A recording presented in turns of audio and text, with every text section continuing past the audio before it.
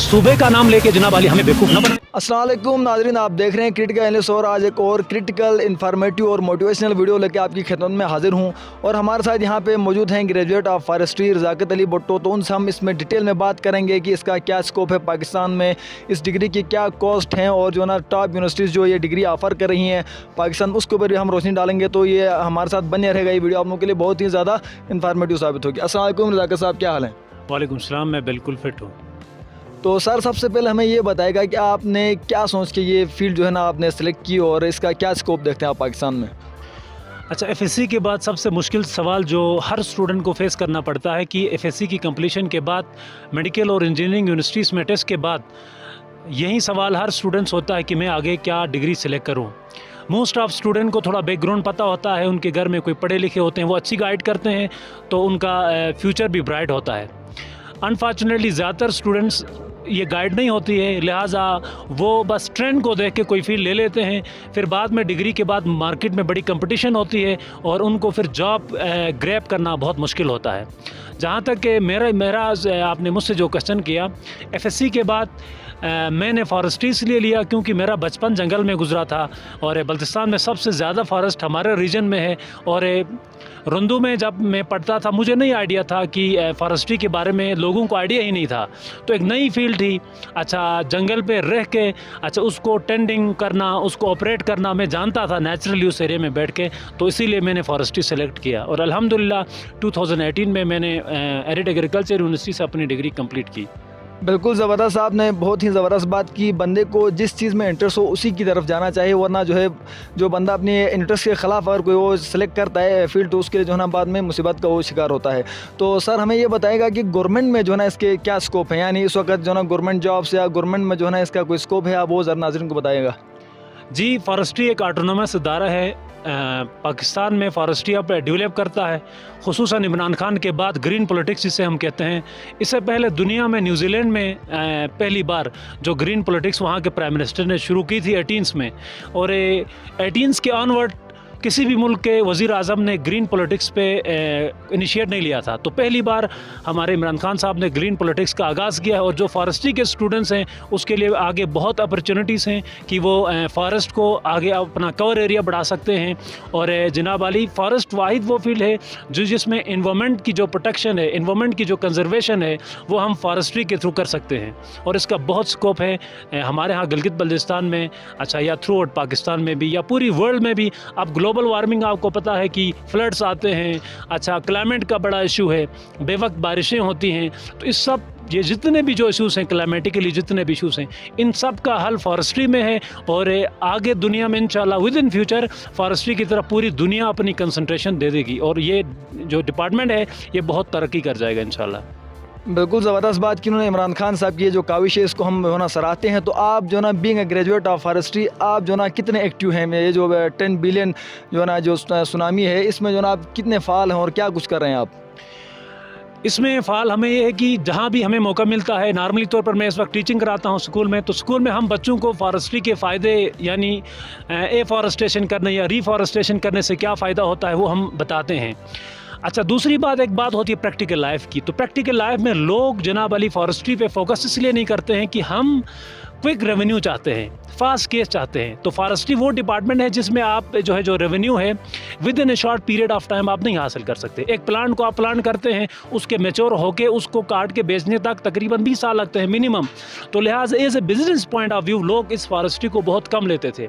लेकिन रिसेंटली जो हमारे पास इमरान खान ने 10 बिलियन ट्री जो सुनामी प्रोजेक्ट शुरू किया, इसमें लोगों को एक्टिवेट इस तरह से किया कि वहाँ से प्लांट लाए गए, पॉपुलर के लोगों को दिया और कहा कि जो प्लांट को अपनी ज़मीन पे कल्टीवेट करेगा या प्लांट करेगा उससे पैसे देंगे। और गवर्नमेंट ने तकरीबन एक प्लांट के कोई 40-50 रुपये दिया है। तो लिहाजा इसीलिए अभी पूरे सिकरदू में, रुंदू में लोगों ने अपनी खेतों में प्लांटिंग का आगाज़ किया है और ये बहुत अच्छा इनिशिएटिव है। ज़बरदस्त। बिल्कुल आपने सही कहा, एक जो ना एक टीचर जो है किसी माशरे का ज़ाहिर एक हसास फ़र्द होता है, तो एक जब टीचर जो है ना स्टूडेंट्स को जब एक चीज़ की तरफ गाइड करता है तो वो उसको ज़्यादा बेहतर पिक करता है बजाय इसके कि उसके पेरेंट्स से ज़्यादा बेहतर जो है ना एक टीचर जो है समझा सकता है। तो इस वक्त आप जो है ना टीचिंग कर रहे हैं, आपने कहा कि तो आगे क्या देखते हैं गवर्नमेंट सेक्टर में इनरोल होने की आप जो है ना क्या कोशिशें कर रहे हैं, या फिर आप इसी तरह एज अ प्राइवेट जो है ना जॉब्स ही आप करते रहेंगे? अच्छा, रिसेंटली अल्हम्दुलिल्लाह हमने फॉरेस्ट्री RFO जो 16 का टेस्ट हो गया है। अभी देखें कि कितने अरसे बाद रिज़ल्ट आता है। तो नॉर्मली तौर पर मैं स्टूडेंट्स को ये कहूँगा जो यूनिवर्सिटीज़ में इस वक्त हैं कि आप यूनिडायरेक्शनल ना रहें। बिल फ़र्ज़ करें मैं फॉरेस्ट्री करके आ गया, अब डिग्री लेके आने के बाद डिपार्टमेंट में मुझे जनाब आली उन्होंने कोई ऐसा प्रोजेक्ट नहीं था जहाँ पे मुझे ले सके। अब डिग्री लेके आप घर पे बैठ तो नहीं सकते, थोड़ा बहुत तो आपको कमाना पड़ेगा। तो आप यूनिडायरेक्शनल रहेंगे, सिर्फ अपने फील्ड तक रहेंगे, तो फिर आप जनाब आली जो जॉब है वो केस नहीं कर सकेंगे। अब नहीं पता कि कितने साल बाद जॉब आते हैं पाकिस्तान में, तो हर डिपार्टमेंट में कम अज़ कम 3 या 4 साल के बाद जॉब्स आती हैं। तो 4 साल तक आप क्या करेंगे? आप ग्रेजुएट हैं, तो इसीलिए जितने भी स्टूडेंट हैं उनको न सिर्फ अपने फील्ड के हद तक कंसंट्रेट नहीं होना चाहिए, थोड़ा बहुत बायो पढ़ें, थोड़ा बहुत केमिस्ट्री का नॉलेज होना चाहिए। आप फारिग होकर स्पेशली गिलगित बल्तिस्तान में हमारे जो ग्रेजुएट्स हैं, थोड़ी बहुत आपको अपना बायोलॉजी, केमिस्ट्री या फिज़िक्स में थोड़ा महारत हुआ तो आप किसी स्कूल में पढ़ा के अच्छा स्टूडेंट को यूनिवर्सिटी लाइफ के बारे में कौन सी वो फील्ड सेलेक्ट करें इसके बारे में बता सकते हैं, और आपका दिन भी चलेगा, आप बेरोज़गार नहीं होंगे। आप अगर अपनी ही फील्ड के तक महदूद रहे, आपको जनाब आली आप लगने तक काफ़ी अरसा, नहीं तो आपको घर बैठना पड़ेगा, फिर आप इमोशनली डिस्टर्बेंस आप में हो सकती है, क्रिएट हो सकती है। बिल्कुल सर, आपने ज़बरदस्त बात की जो ना, क्योंकि पाकिस्तान में जॉब्स के लिहाज से ना बिल्कुल एक सिचुएशन पाई जाती है और जो ना जॉब्स के लिए वैकेंसीज बिल्कुल कम हैं। तो इंसान को चाहिए कि अपनी मदद आप भी जो ना कुछ करता रहे, क्योंकि आफ्टर BS भी अगर इंसान जो है अगर फैमिली पे बर्डन हो तो मेरे ख्याल से कोई ख़ास बात नहीं है। तो सर आपने बताया कि आपने एग्रीकल्चर यूनिवर्सिटी रावलपिंडी से आपने जो ना BS किया है, तो उसकी जो ना उसके बारे में डिटेल बताएं कि एडमिशन के हवाले से उसकी थोड़ा गाइड हमारे नाज़रीन को दें, और उसकी जो फ़ीस स्ट्रक्चर है वो भी बता दें, तो जो ना हमारे नाज़रीन के लिए हेल्पफुल साबित होगा। जी, एग्रीकल्चर यूनिवर्सिटी पाकिस्तान में वाहिद यूनिवर्सिटी है जिसमें फॉरेस्ट्री की जो हाई डिग्री PhD है, MPhil है, और वहाँ पे कराते हैं। अभी BS फॉरेस्ट्री बाकी यूनिवर्सिटीज़ में भी शुरू हो गया है, जैसे फैसलाबाद में अभी शुरू हो गए, 1-2 और यूनिवर्सिटीज़ हैं। तो इसमें नॉर्मली तौर पर अगस्त में फॉर्म इशू होता है, आपको वहाँ पे एडमिशन लेने के लिए प्रोस्पेक्टस लेना पड़ता है, और यूनिवर्सिटी पे आप जाएंगे तो वहाँ पे आपको गाइड मिलेगा कि आपने किस डिपार्टमेंट में आपने फॉर्म लेना है और किस डिपार्टमेंट में आप अप्लाई करेंगे, वहाँ पे आपको गाइड मिलेगी। तो सर यहाँ पे मैं ये चीज़ भी ऐड करना चाहूँगा, क्योंकि ज़ाहिर आप एक यूथ हैं गिलगित बल्तिस्तान की, एक यंग जो ना आप हैं, तो स्टूडेंट भी हैं, तो गिलगित बल्तिस्तान में इलेक्शन होने वाले हैं, तो कैसे देखते हैं आज जो ना, क्या लगता है आपको कि जो ना कौन से जो पार्टी है वो यहाँ पे बाजी मारेगी, इस बार हुकूमत बनाने में कामयाब होगी, या बिल्कुल जो ना आपका जो हल्का नंबर 4 है वहाँ पर आप क्या देखते हैं कि जो ना कौन कामयाब होगा? और आप ये भी साथ साथ बता दें कि रोंदू में जो है शख्सी वोट ज़्यादा है या नज़रियाती वोट ज़्यादा है? देखें, नॉर्मली तौर पर हमारे यहाँ गिलगित बल्तिस्तान में नज़रियाती वोट ना होने के करीब है। शख्सियत को देख के लोग वोट करते हैं, रिश्तेदारियाँ होती हैं, तो हमारे हलके में भी ऐसा ही है। तो लिहाजा इस बार मुझे जहाँ तक मेरा अंदाज़ा है कि वज़ीर आज़म अपना वज़ीर हसन साहब का शख्सी वोट बहुत ज़्यादा है। आपको पता है इस तक की आबादी बहुत ज़्यादा है, तकरीबन 2/3 रोंदू के तकरीबन बराबर है। तो उसका शख्सी वोट ज़्यादा होने की वजह से उसने पीपल्स पार्टी भी छोड़ के PTI ज्वाइन किया है। तो मुझे चांसेस ज़्यादा वज़ीर हसन साहब के जीतने के लगते हैं। तो कहीं आपको ऐसा नहीं लगता कि अभी जो ना वज़ीर हसन ने जो है PP को छोड़ दिया, तो क्या PP वाले भी यकीनन चाहेंगे कि वो हार जाए? और जो ना अगर ऐसा, क्या ऐसा नहीं हो सकता कि ये सब आपस में मिल के वज़ीर हसन को जो ना चैलेंजिंग टफ टाइम दे सकते हैं? जी, इसमें देखें अभी रोंदू में ये है कि पीपल्स पार्टी ज़रूर स्ट्रगल करेगी जीतने के लिए। अच्छा, लेकिन पीपल्स पार्टी का जो कैंडिडेट है मोहम्मद खान साहब, उसका वोट कम है, उसके एरिए तक यानी डम्बूदास के हद तक कुछ वोट वो ले सकता है।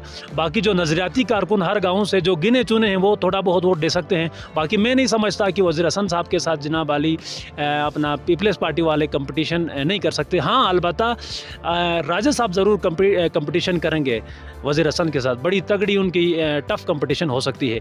अगर ये राजा साहब किसी और से इल्हाक करते हैं मर्ज होके, चाहे वो पीपल्स पार्टी हो या इस्लामी तहरीक हो, तो वज़ीर हसन साहब को डेफिनेटली शिकस्त देंगे। लेकिन मुझे नहीं लगता है कि हर कोई अपनी अपनी पार्टी से लड़ेगा, तो जीत वज़ीर हसन साहब ही जाएंगे मेरे ख्याल से।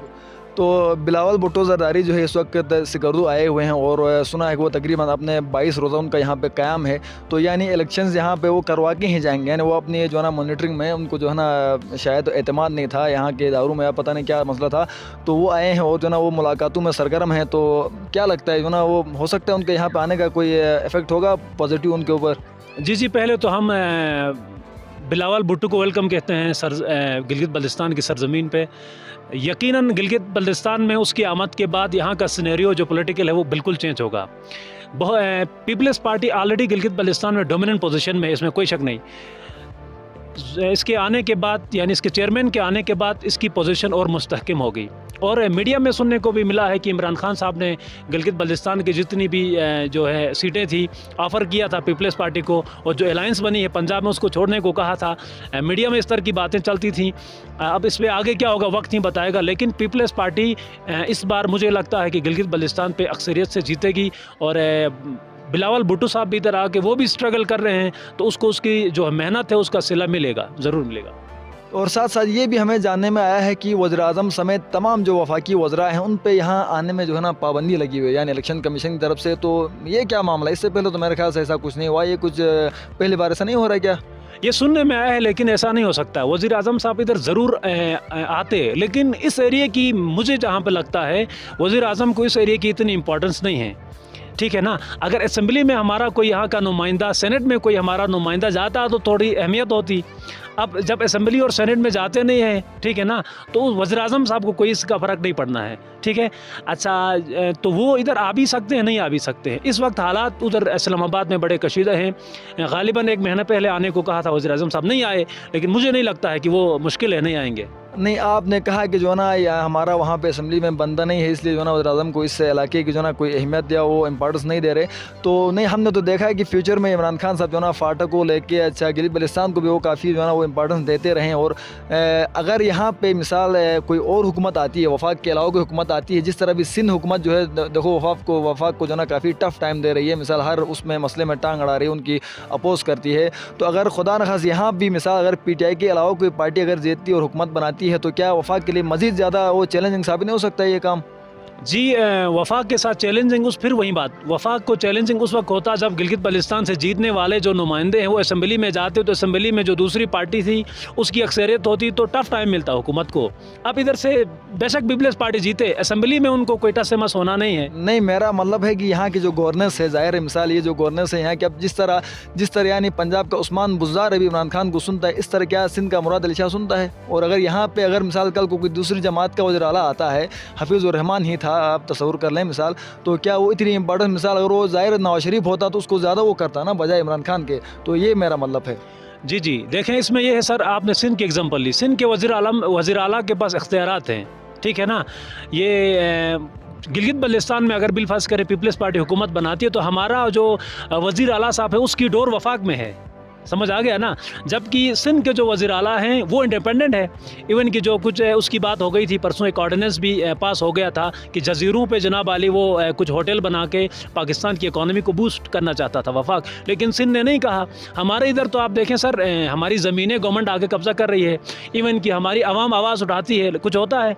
कुछ भी नहीं होता है। क्यों? हमारे वज़ीर आला बराए नाम है, उसके पास इख्तियारात नहीं है। अगर इख्तियारात होते तो फिर वफाक को थोड़ा जनाब अली यहाँ पे तवज्जो देते, ठीक है ना। उसके इख्तियारात नहीं है, तो लिहाजा ऐसा कुछ नहीं समझता हूँ। बिल्कुल। तो कुछ अर्सा पहले जो है ना ये ऐसी कोई बात भी चली थी कि जो है गिलगित बल्तिस्तान को जो है ना बाज़ाब्ता एक सूबा बनाने के जो है ना वो बात हो रही थी, और आर्मी चीफ़ ने भी इस चीज़ में काफ़ी इंटरेस्ट शो किया था, और तमाम जमातों के जो रहनुमा उनसे मुलाकातें भी की थी। तो वो जो है ना उसका क्या प्रोग्रेस हो, और क्या आपको ऐसा लग रहा है कि जो है ना ऐसा होने वाला है, या जो गिलगित बल्तिस्तान जो है मसला कश्मीर तरह लटका रहेगा? जी देखें, इस तरह की बातें गर्दिश करती हैं। अब गिलगित बल्तिस्तान के लोग अल्हम्दुलिल्लाह लिटरेसी रेट बहुत ज़्यादा है, यहाँ पे पढ़े लिखे हैं। हमें इससे पहले 70-72 साल तक उन्होंने जनाब आली गिलगित बल्तिस्तान के लोगों को अंधेरे में रखा, इसमें कोई शक नहीं है, हर कोई मानता है। लेकिन अगर कोई स्टेटस देते हैं, ये हमारी रिक्वेस्ट ये है कि स्पेशल स्टेटस के नाम से आप दे दें। अगर स्टेटस देते हैं तो ये सूबे का नाम लेके जनाब आली हमें बेवकूफ़ ना बनाएं। हमें पता है आप हमें सूबा नहीं बना सकते, आपके औकात नहीं है, ठीक है ना। मोदी ने उधर बनाया, अगर आप बना चुके होते तो कब के बनाते। लेकिन ये ज़ोर इसलिए है क्योंकि अब पढ़े लिखे जो तबकों हैं इसमें इस तरह की बातें शुरू हो गई हैं। हमें 72 साल से, आप खुद बताएं, हमारे इधर अच्छी यूनिवर्सिटी नहीं है, कॉलेज नहीं है, हमारा कितना सोर्स जो है पिंडी इस्लामाबाद में जनाब अली, हमारे बच्चे उधर जाके बैठते हैं, कितना मुश्किल हमें पेश आता है हर हवाले से। तो अगर स्पेशल स्टेटस देते हैं तो उसको स्पेशल स्टेटस का नाम दे, ये सूबा आप काइंडली ना कहें। रज़ाक़त साहब, आपने हमें टाइम दिया, तो नाज़रीन उम्मीद करता हूँ ये वीडियो आप लोगों के लिए काफ़ी इंफॉर्मेटिव साबित होगी। मज़ीद ऐसी वीडियोस देखने के लिए हमारे चैनल को सब्सक्राइब करें और बेल आइकन में भी